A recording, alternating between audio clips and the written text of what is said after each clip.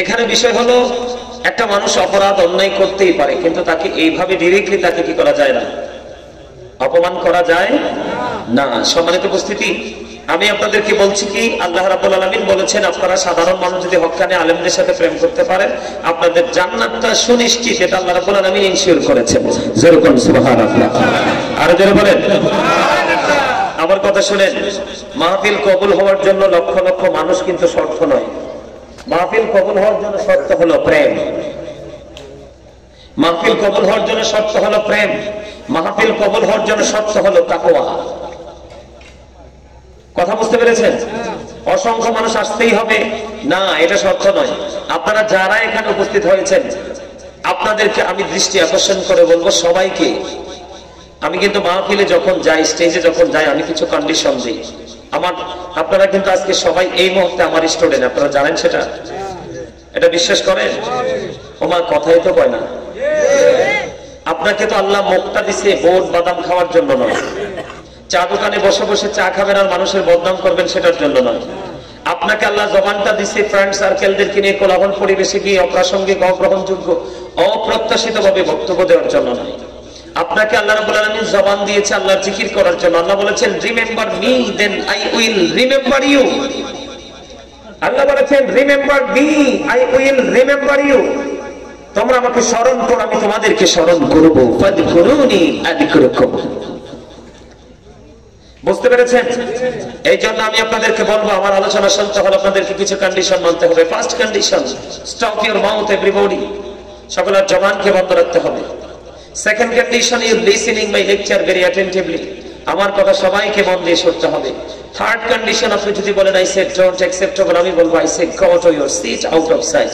আপনি আমার প্যান্ডেল ছেড়ে আপনি আপনার বাসায় চলে যাবেন, কারণ আপনার যদি মানসিকতাকে সেট আপ করে না আসতে পারেন তাহলে আপনি এখানে বসে থেকে কোনো লাভ নেই, কারণ আপনি সফল হবেন তখনই। মনে রাখবেন, মাহফিলে আসলেই কিন্তু সবাই মাহফিলের শ্রোতা নয়, মসজিদে নামাজ পড়তে গেলেই কিন্তু সবাই মসজিদে মুসল্লি নয়, একজন মানুষ দান করলেই কিন্তু সে দানবীর নয়। কিন্তু দানবীর হওয়ার জন্য, মুসল্লি হওয়ার জন্য, শ্রোতা হওয়ার জন্য কিছু কন্ডিশন আছে। এর মধ্যে স্পেসিফিক ভাবে আল্লাহ রাব্বুল আলামিন আমাদেরকে দুটি কন্ডিশন দিয়েছে। যেমন আমি এক্সাম্পল কোরআন থেকে দিচ্ছি। আল্লাহ রাব্বুল আলামিন বলেছেন আল্লাযীনা আমানু, যারা ঈমান এনেছে, ওয়া কানু ইয়াত্তাকুন, এবং তাকওয়া অবলম্বন করেছে, লাহুমুল বুশরা, তাদের জন্য সুসংবাদ, ফিল হায়াতিদ দুনিয়া ওয়া ফিল আখিরাহ, দুনিয়ার জীবনে এবং পরকালের জীবনে। আপনি প্রেজেন্ট এন্ড ফিউচার, এই দুটো প্লেস, দুটো স্টেজকে যদি আপনি ব্রাইটনেস করতে চান তাহলে আপনার হৃদয়ে দুটো জিনিসকে সমানভাবে রাখতে হবে। একটা হলো প্রেম, যেমন আজকে আমি আসছি আল্লাহকে ভালোবেসে। কাকে? কথা বলেন। আমরা আজকে আসছি কাকে ভালোবেসে? আল্লাহকে ভালোবেসে। এই ভালোবাসা আমি অর্জন করার জন্য এসেছি, আমার যেন কোনো ত্রুটি না থাকে সেই দিকে সজাগ থাকাই হলো তাকওয়া। কথা কি বুঝতে পেরেছেন? মানে আমি আসছি কি নিয়ে? আল্লাহকে রাজি করার জন্য, প্রেম নিয়ে। কি নিয়ে? প্রেম নিয়ে, ভালোবাসা নিয়ে। কিন্তু আয়েশা বসার পরে আমার মাইন্ডে সেটা রাখতে হবে যে আমি এই জান্নাতের বাগানে আসছি, কোন ধরনের গোস্তাকি যেন না হয়, কারণ গোস্তাকি যেন না হয় এই চিন্তাটা মাথায় রাখাই তাকওয়া। ভয়, আল্লাহ বলেছেন বিলিভার্স ইউ ফিয়ার মি। আল্লাহ ইমানদারদেরকে দেখে বলেছেন তোমরা আল্লাহকে কি করো? ভয় করো। আল্লাহ তোমাকে ভয় করলে লাভ হবে কি? আল্লাহ উইল ফরগিভ ইউ, আল্লাহ তোমার সমস্ত জীবনের গুনাহ মাফ করে দেবে। তাহলে এখানে আপনাকে ভয় নিয়ে থাকতে হবে, সতর্কতা নিয়ে থাকতে হবে। সতর্কতার আরেক নাম হলো ভয়, তাকওয়া, আর আরেকটা হবে প্রেম। যেমন আমি আপনাদেরকে বলি, আমি দুরূদ পড়ার সময় আমার স্টেজে যারা আছে অন্যান্য স্টেজের তুলনায় আজকে আমার স্টেজে যারা আছে সবাই 100% অ্যাক্টিভ, এক্সপেরিয়েন্স ম্যান, এটা বলতে হবে, পিপল, এটা বলতে হবে। কারণ আমার স্টেজে ডানে বামে যারা ছিলেন সবাই কিন্তু কৃপণতাকে কি করেছে? উপেক্ষা করেছে, প্রাণ উজাড় করে দুরূদ পড়েছে। কেউ যদি রাসূলকে ভালোবেসে প্রত্যেকটা জুমার দিনে মাত্র 180 বার দুরূদ পড়তে পারে, তার 80 বছরের সগীরা গুনাহ আমার আল্লাহ মাফ করে দেয়। আমি সেই দুরূদ পড়েছি, আপনারা কিন্তু অনেকেই দুরূদ পড়েননি, মুখে তালা ঝুলিয়েছিলেন, অটো তালা। কেন? আল্লাহ রাসূল বলেছে তুমি পৃথিবীতে যত বেশি দুরূদ পড়বে কাল হাসরে আমি নবীকে তত বেশি কাছে পাবে। জন এক ব্যক্তি প্রশ্ন করলেন, ইয়া রাসূলুল্লাহ কিয়ামত কখন হবে? নবীজি বললেন তুমি কিয়ামতের জন্য কি প্রস্তুতি নিয়েছো? ইয়া রাসূলুল্লাহ কোনো প্রস্তুতি নিতে পারি নাই, তবে আমি আল্লাহ এবং আল্লাহর প্রিয় হাবিবকে অনেক ভালোবাসি। আমার রাসূল বললেন তুমি যাকে ভালোবাসো তার সাথেই তুমি থাকবা। আর ওয়াজের প্রয়োজন আছে? Durud is the most excellent prayer Muslim religion. কারণ Allah is all in all, follow his law and light for eternal success. যদিও মালিক স্রষ্টা, কিন্তু ইনি আপনাকে সফল হওয়ার জন্য অপশন দিয়েছেন দুটো, ল এন্ড লাইট। লাইট ও ইংলিশ, ল ইংলিশ। ল বলা হয় কাকে? আইনকে। কাকে? আমরা বলি না লয়ার, বলি না? একেবারে সোজা কথা, উকিল। সবাই উকিল নামে সবাই চিনে, ঠিক না বলেন? আরো জোরে বলেন, চিনেন কিনা? এটা কি আইন না? এই আইনের ভান্ডার কি? কোরআন। আরেকটা বলা হয়েছে ল এন্ড লাইট। লাইট ও ইংলিশ শব্দ, লাইটের বাংলা হলো কি?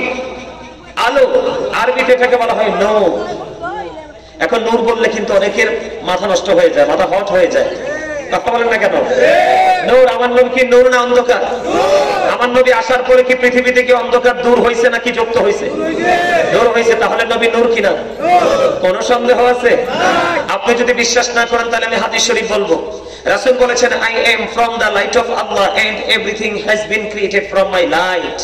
রাসূল বলেছেন, আমি আল্লাহর নূর থেকে and everything has been created from my light. সৃষ্টির প্রত্যেকটা বস্তু আমি নবীর নূর মোবারক থেকে। আর জোরে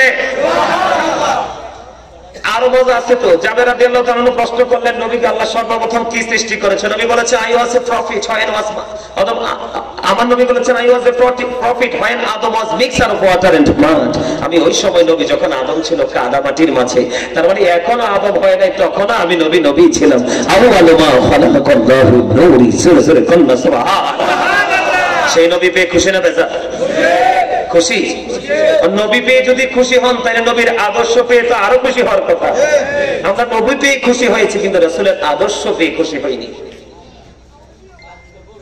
যদি খুশি হতাম আজকে এই মাহফিলে কিন্তু লটারির মাধ্যমে মুসল্লি আসতো। কথা বলেন না কেন? কিসের মাধ্যমে? লটারির মাধ্যমে মানুষ আসতো। কে ধনী, কে গরিব, কে ভাঙা ঘর, কে বিল্ডিং এ থাকে, যে অট্টালিকায় ঘুমায়, সেটা তার মধ্যে কোনো ম্যাটার ছিল না। কিন্তু আজকে তো আপনার আমার মধ্যে বৈষম্য দেখা যায়। কথা বলেন না কেন? আমার কথা আপনাদের বুঝে আসে? স্পষ্ট বুঝতে পারে? আরো যারা বলেন, তাহলে আপনি ল এন্ড লাইট দুটোকে ফলো করলে ফর এটারনাল সাকসেস, আপনি চিরস্থায়ী ভাবে সফল হতে পারবেন। জোরে জোরে কোন সুবহানাল্লাহ। আরো যারা বলেন সুবহানাল্লাহ। আমরা সফল হতে চাই কি চাই না? এই যে আমার আগে আমার অনেক জুনিয়র, সে অনেক ছোট, আপনাদের আজকের মাহফিলের বিশেষ আকর্ষণ বিখ্যাত মুফাসসির কোরআন, বিশেষ ইসলামী চিন্তাবিদ হযরত মাওলানা কারি শেখ মোহাম্মদ মিনহাজুল আবিদিন, খতিব, রামনগর কেন্দ্রীয় জামে মসজিদ, পরিচম, কুমিল্লা। সে যে আলোচনা করলো, আমি এসে সে যখন স্টেজে আসছে তখনই আমি ঢুকছি। ওর আলোচনা কিন্তু পরিপূর্ণভাবে আমি শুনেছি। সে কিন্তু রমজান নিয়ে যথেষ্ট আপনাদেরকে বোঝানোর চেষ্টা করেছে অল্প সময়ের মধ্যেই। কিন্তু এই রমজান কি সবাই রমজান হিসাবে পাবে? কথা বলেন না কেন? পাবে? এই নিয়ামত কি নিয়ামত হিসেবে পাবে? কেন পাবে না জানেন? সূরা আলে ইমরানের 185 নম্বর আয়াতের শেষ অংশে আমার আল্লাহ বলে দিয়েছেন, ওয়ামাল হায়াতুদ দুনিয়া ইল্লা মাতাউল গুরুর। এই দুনিয়ার জীবনী, পৃথিবীর জীবনী, দুনিয়ার জীবনী একটা ধোঁকা, একটা প্রতারণা। আপনি কিন্তু আল্লাহ বলেছে, remember me then I will remember you. Allah বলেছেন, তোমরা আমাকে স্মরণ করো, আমি তোমাকে স্মরণ করব। আমরা কিন্তু আল্লাহকে স্মরণ করা বাদ দিয়ে আমরা পৃথিবীকে স্মরণ করা শুরু করেছি। কথা বলেন না কেন? আরো যারা বলেন, তার মানে আমরা আল্লাহর জিকির বাদ দিয়ে, জিকির হলো আরবি শব্দ, বাংলাতে বলা হয় স্মরণ, ইংলিশে বলা হয় রিমেম্বার। কথা কি বুঝে আসছে আমার? তার মানে আল্লাহ বলছে আল্লাহর জিকির করতে, কিন্তু আপনি কি করেছেন?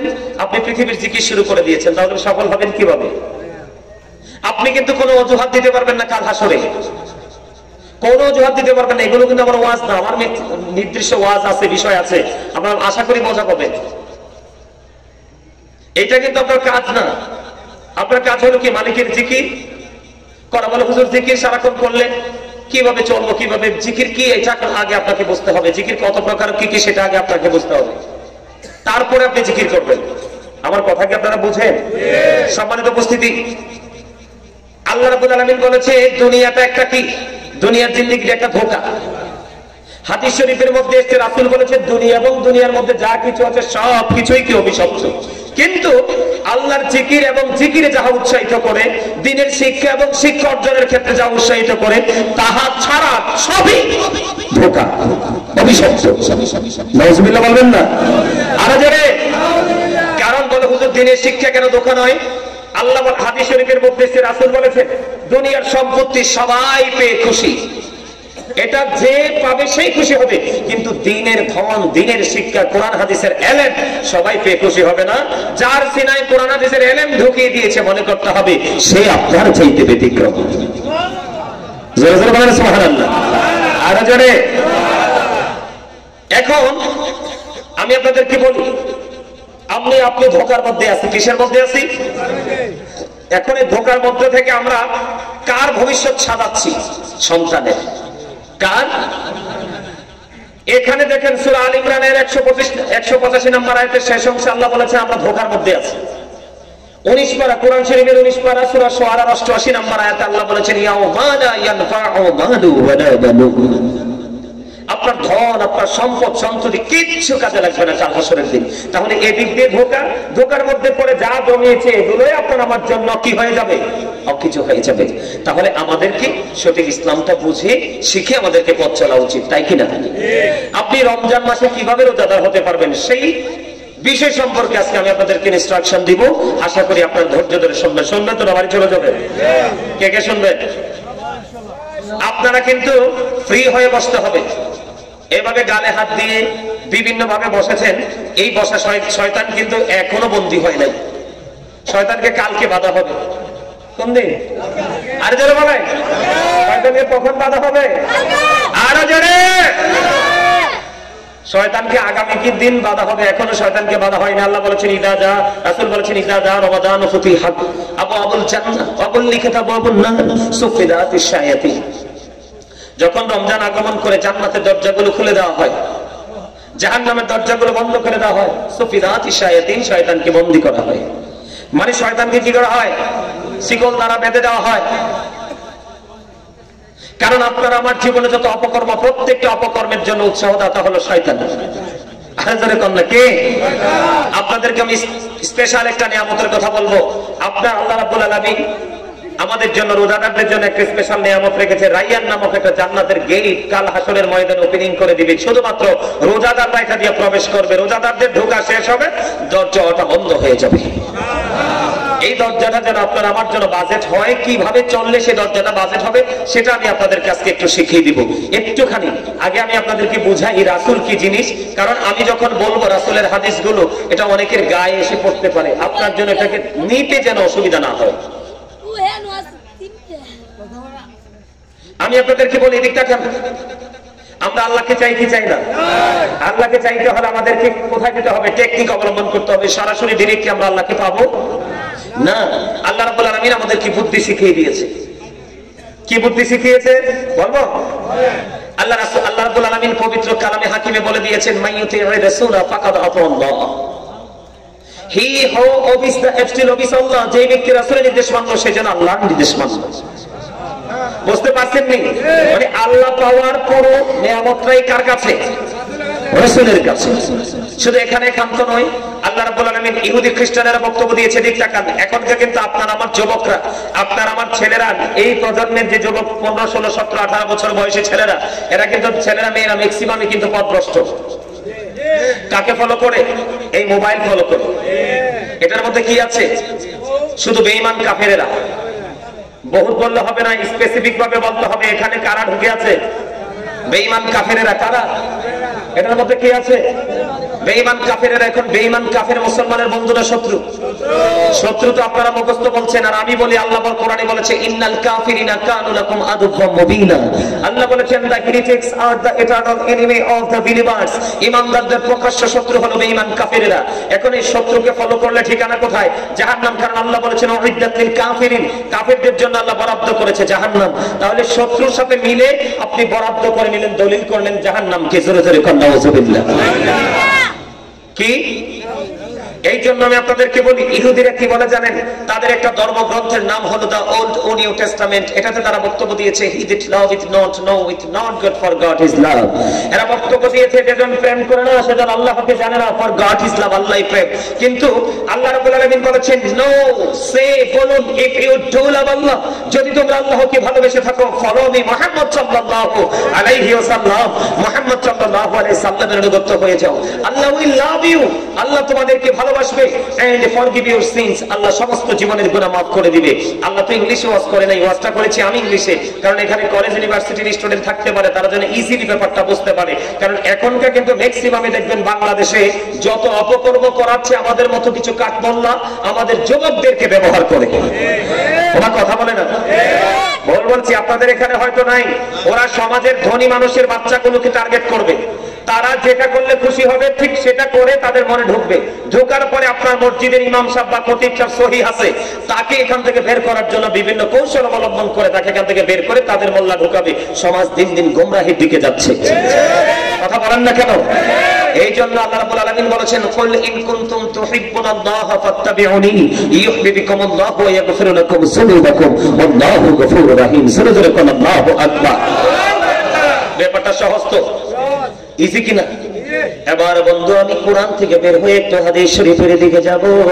আমার নবী, আপনার নবী রাহমাতাল লিল আলামিন নবী, তিনি বন্ধু বলে দিয়েছে, বুখারী এবং মুসলিম শরীফের মধ্যে যে হাদিস কানা রাসূল বলেছেন, আর আবি হুরায়রা রাদিয়াল্লাহু তাআলা قال رسول الله صلى الله عليه وسلم من اطاعني فقد اطاع الله ومن عصاني فقد عصى الله ومن اطاع اميري فقد اطاعني ومن عصى اميري فقد عصاني متفق عليه।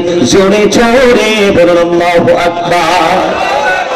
হযরত আবু হুরায়রা রাদিয়াল্লাহু তাআলা আনহু থেকে হাদিস কানা বর্ণিত, আমার নবী, আপনার নবী, দু জাহানের বাদশা নবী, তিনি প্রাণীর নবী, তিনি বলে দিয়েছেন, মান আতাআনি ফাকাদ আতাআল্লাহ, যেই ব্যক্তি আমার অনুগত করে সে যেন আল্লাহর অনুগত করলো, ওমান আসানি ফাকাদ আসাল্লাহ, যে আমার অবাধ্য করে সে মূলত আল্লাহর অবাধ্য করলো।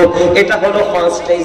সেকেন্ড স্টেজে এসে রাসূল কি বলেছেন, ওমান আতা আমিনি ফাকাদ আতানি, আবার রাসূল বলেছেন, যেই ব্যক্তি আমার আমিরের অনুগত করে সে যেন আমার অনুগত করলো, ওমান আসা আমিরি ফাকাদ আসানি, মুত্তাফাকুন আলাইহি। রাসূল বলেছেন যে আমার আমিরের অবাধ্য করে সে যেন আমার অবাধ্য করলো। বিষয়টা কোথায় গেল? আপনি যদি আপনার আশেপাশে হোক, দূরে হোক, কাছে হোক, দূরে হোক, যেখানেই হোক বন্ধু, আপনার যদি হক্কানি কোন আলেমের সাথে যদি আপনার প্রেমের যদি লেগে যায়, যে আলেম হতে হবে আহলে সুন্নাত ওয়াল জামাতের অন্তর্ভুক্ত, কারণ আমার রাসূল বলেছেন আহলে সুন্নাহ ওয়াল জামাত ইজ দা বেস্ট পার্টি। ওই পার্টির জন্যই বরাদ্দ আছে আমার আল্লাহর নিয়ামতে পরিপূর্ণ জান্নাত। এটা আমার কথা না, রাসূলের কথা। এখন রাসূলের কথা সত্য না মিথ্যা? আর যারা বলেন তারপরেও তাদের সাজা বহাল থাকবে, নবী গো কেন গো? আমার রাসূল বললেন তারা গানের আসর বসাবে, ওই গানের আসরে মদ গাজার আসরে বসবে। জোরে জোরে কন্না নাউজুবিল্লাহ। গানের আসর হয় কি হয় না? আরো জোরে বলেন হয় কি হয় না? আপনারা মনে করেন না যে বিয়ার মধ্যে যে গান বাজে এটাই গান। আপনার গান বাজানোর জন্য ঘরে ঘরে পকেটে পকেটে এটাই যথেষ্ট। কথা বলেন না কেন? ঠিক বলেছি কিনা? এখন মদ কি হারাম না হালাল? আল্লাহ বলেছেন, ইন্নামাল খামরু ওয়াল মাইসিরু ওয়াল আনসাবু ওয়াল আজলামু রিজসুম মিন আমালিশ শাইতান ফাজতানিবুহু লাআল্লাকুম তুফলিহুন। জোরে জোরে বলুন আল্লাহু আকবার। আমার আল্লাহ বলেছেন, মদ, জুয়া, মূর্তি, বাদ্য গণনা, ঘৃণ্য বস্তু শয়তানের কাজ। এখন আপনার প্রশ্ন হলো, শয়তান আপনার বন্ধু না শত্রু? আল্লাহ বলেছেন, ইন্না শাইতানা লাকুম আদুউন ফাত্তাখিযুহু আদুওয়া। Satan is the eternal enemy of the believers. শয়তান ঈমানদারদের প্রকাশ্য শত্রু। কিন্তু মুত্তাকি যারা, মুমিন মুত্তাকি যারা, তাদের সম্পর্কে আমার আল্লাহ ওয়াজ করতেছেন, ইন্না কাইদা শাইতানি কানা দাঈফা। আল্লাহ বলেছেন Satan deception is very weak. শয়তানের ধোঁকা মুমিনের জন্য একেবারে দুর্বল, হাজার চেষ্টা করেও মুমিনকে আটকাতে পারে না। আল্লাহ কিন্তু বলেছে শয়তানকে আল্লাহ বন্দী করে দিয়েছে রমজানের উসিলা, ঠিক কিনা বলে? তাহলে গান বাদ্যযন্ত্র করবেন? বুঝতে পারছেন নি? চেহারাটা কি হয়ে যাবে? বিকৃত হয়ে যাবে, বিশ্রী হয়ে যাবে, দেখতে সুন্দর লাগবে না, একেবারে ব্যঙ্গ করে যাবে। আমরা কার্টুন দেখেন না, ব্যঙ্গচিত্র দেখতে কি ভালো লাগেনি? এইরকম সরব ধরবে, মাটি তাদেরকে গ্রাস করবে, কিন্তু তারা নামাজও পড়বে, রোজাও করবে, হজও করবে, আল্লাহ মানবে, রাসূল মানবে, তারপরেও সাজা বহাল থাকবে। তাহলে আপনি বলেন সে কি রোজাদার বা নামাজি হতে পারে? আমার রাসূলের হাদিস থেকে বোঝা যায় আমার আল্লাহ বলেছেন কি ইন্না সলাতা তানহা আনিল ফাহশাই ওয়াল মুনকার। সূরা আনকাবুতের মধ্যে আমার আল্লাহ বলেছেন নামাজ মানুষকে খারাপ কাজ থেকে বাঁচিয়ে রাখে। আপনি যদি নামাজ পড়ার পরেও যদি রোজা রাখার পরেও যদি বন্ধু এই গান বাদ্যযন্ত্র যদি আপনি ছাড়তে না পারেন আপনি কখনোই রোজাদার হতে পারেন না। আমার কথা কি বুঝে আসে কিনা বুঝে উত্তর দিবেন। আল্লাহ বলছে কি নামাজ মানুষকে নোংরামি থেকে বাঁচায় রাখে। এখন নামাজের পরেও এরপরেও কি স্পেশাল মাস বন্ধু রমজান মাস। এটা হলো উম্মতের মাস। কার মাস? শাবানু শাহরি ওয়া রজব শাহরুল্লাহ ওয়া রমাদানু শাহরু উম্মতি। ও বন্ধু শাবান হলো কার মাস? রাসূল বলতেছে শাবান আমার মাস, রজব হলো আল্লাহর মাস, আর রমজান হলো উম্মতের মাস, গুনাহ মাফের মাস। জোরে জোরে সুবহানাল্লাহ। আরো শেষ হয় না, আরো কিছু শোনেন। গান বাদ্যযন্ত্র মোবাইলের মাধ্যমে শুয়ে শুয়ে ঘরে টিভি লাগায় শোনে কি শোনে না? আরো জোরে বলেন না। এদিকে এসে বলেন শোনে কি শোনে না? ও গানের কথা অনেকে রাগ করছে। এটা তো ইহুদিদের কালচার, মুসলমানের না তো। কার? বেঈমানদের কালচার। এটা আমাদের না তো।